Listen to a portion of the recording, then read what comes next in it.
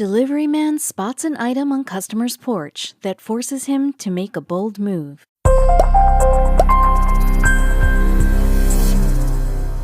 Every day, thousands of employees across the country go to great lengths to deliver packages to families who need them.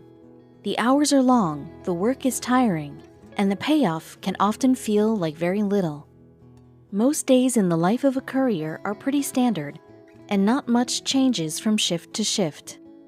However, one December day, a man delivering a package encountered something on a customer's porch that made him do a double take.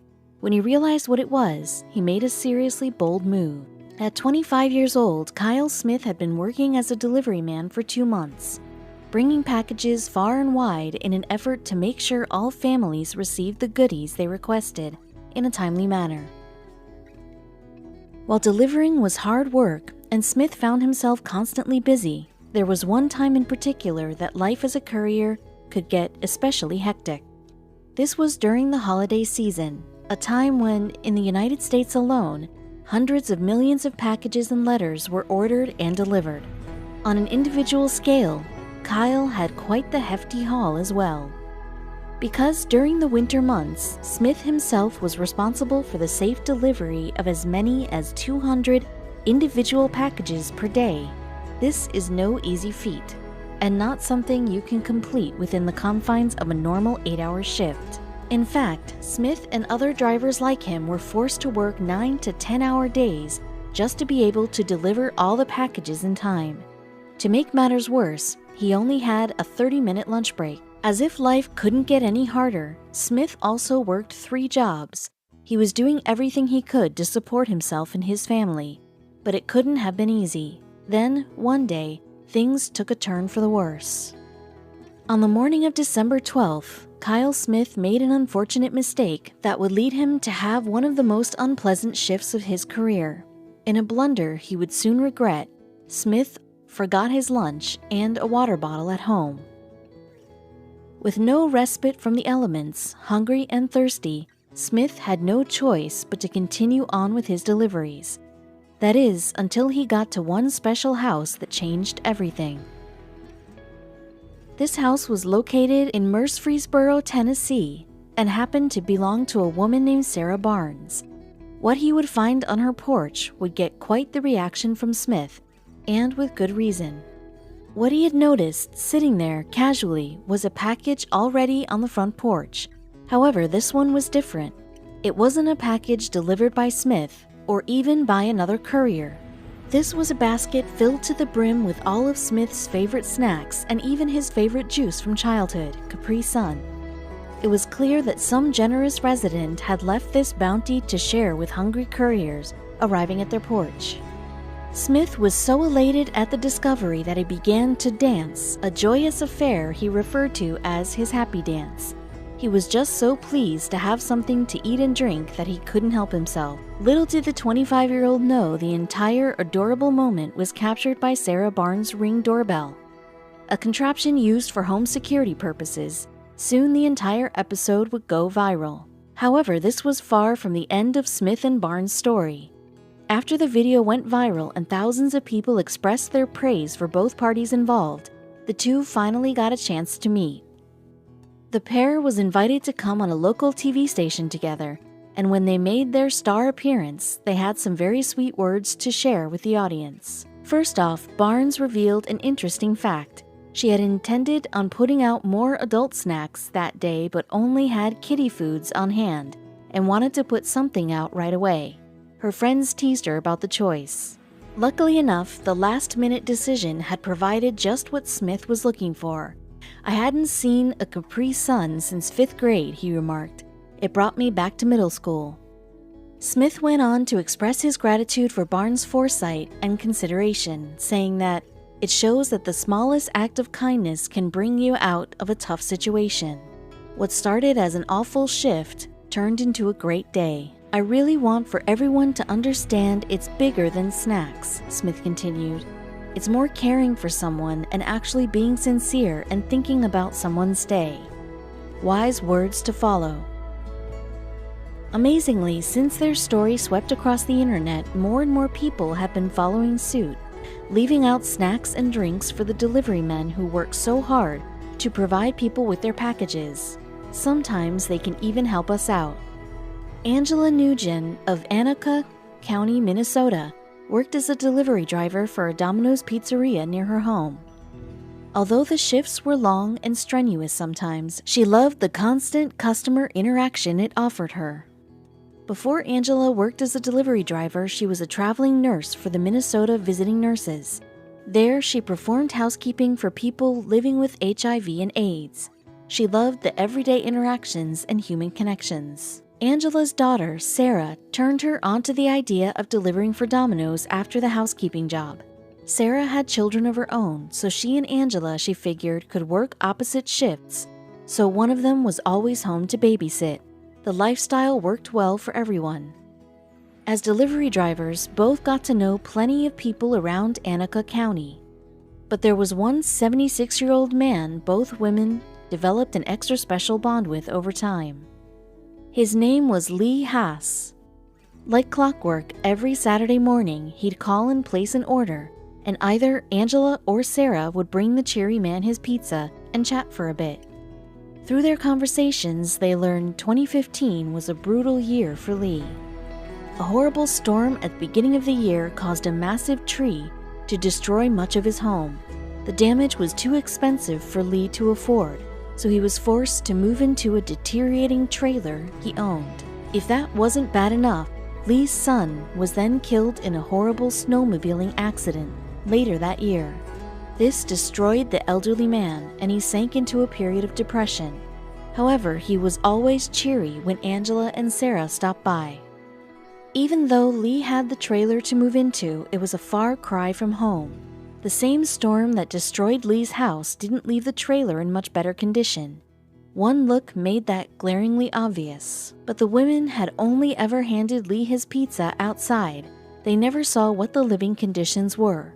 Following an afternoon shift at Domino's, however, Sarah returned home to tell Angela she saw inside. Not only was the trailer lacking electricity, but Lee lived without heat and plumbing. Unable to cook, he ordered his weekly Domino's. Since it was summer, the issue with the heat wasn't huge, but once winter rolled around, well, that was a different story. After learning of the terrible trailer conditions, Angela and Sarah went out of their way to get Lee the things he might need but couldn't get himself, like hot coffee and donuts for breakfast. Angela feared for Lee's safety. Winter was still several months away, but if he didn't find a place with heat and electricity, by the time frigid temperatures blew in, he wouldn't survive. So Angela and Sarah went above and beyond to help out their elderly friend. They started a GoFundMe page in hopes other Anoka County residents would help Lee out. Angela read success stories about the site helping out those in need, and she prayed people would respond positively. After setting up Lee's site, Angela traveled around to nearby trailer parks in search of something affordable and comfortable for Lee to potentially move into. She found something close by, but it was all dependent on how the GoFundMe page progressed. Miraculously, donations came pouring in from people genuinely concerned with Lee's well-being. Angela was completely shocked it only took 2 months to nearly reach the goal of $35,000. Christmas was coming early for Lee this year. Once the money was locked in, Angela secured the brand new trailer. Just a few months earlier, she feared for her elderly friend's life, and now she was about to surprise him with a new home. Once the trailer was furnished, she invited Lee over. Lee's jaw dropped when he entered. Waiting for him inside were Angela, Sarah, and a few of their friends, and they greeted him with a massive hug. Lee was speechless at their act of generosity. Now Lee had electricity, heat, running water, and fully stocked cabinets. The upcoming winter was no longer a concern. Angela and Sarah could rest easy knowing their friend was finally safe. Now that Lee finally had a stove and a microwave, he cut down on his Domino's orders.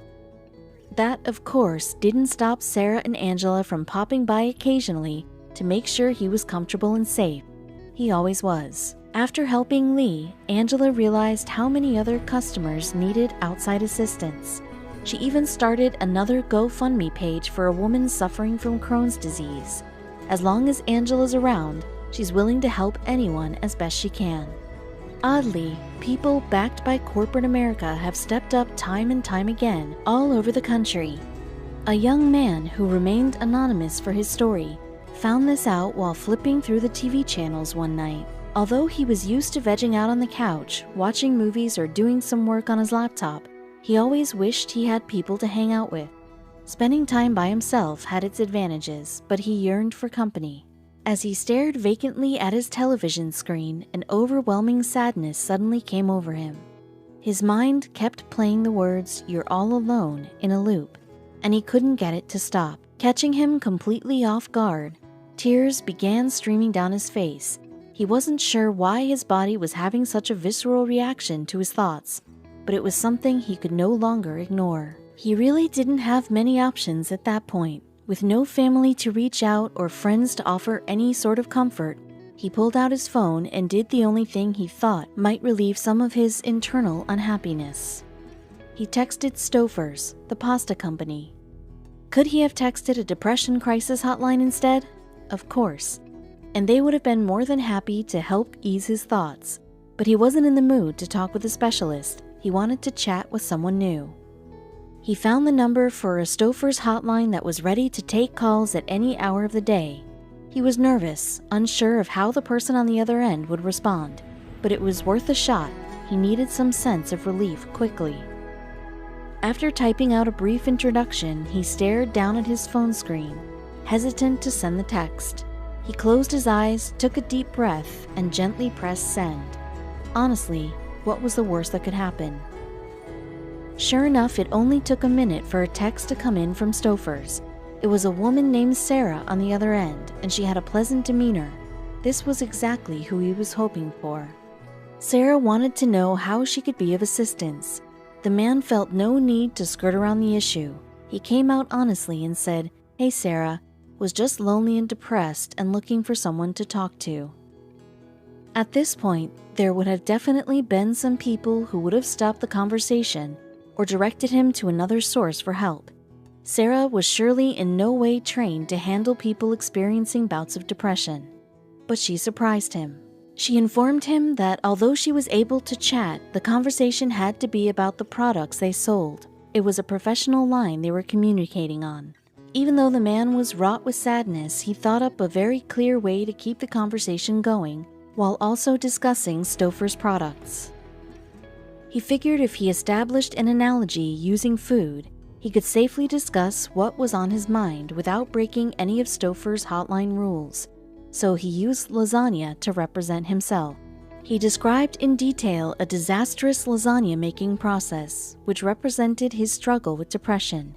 He hoped Sarah would pick up on his attempted workaround. The man told Sarah the lasagna was being stretched way too thin with too many responsibilities and was unable to do anything well. He prayed Sarah would play along with the analogy and offer up some much-needed comfort and advice. Amazingly, Sarah knew exactly what the man was doing and gave him a perfect answer. Sticking with the pasta analogy, she told him it sounded like the lasagna needed a reformulation. She explained that mistakes happen to everyone, but just because a lasagna doesn't come out of the oven looking pristine, it can always be made again. Just because you fail doesn't mean you give up. Noodles are incredibly resilient, Sarah told him. She was sure that if he was just patient with himself, he'd find that, ultimately, his lasagna would turn out stronger and tastier than ever. The man, feeling a massive sense of relief from the advice Sarah offered, told her he would, in fact, give his lasagna-making process another go. This time around, he felt confident his recipe would turn out okay. Stouffer's truly stepped up.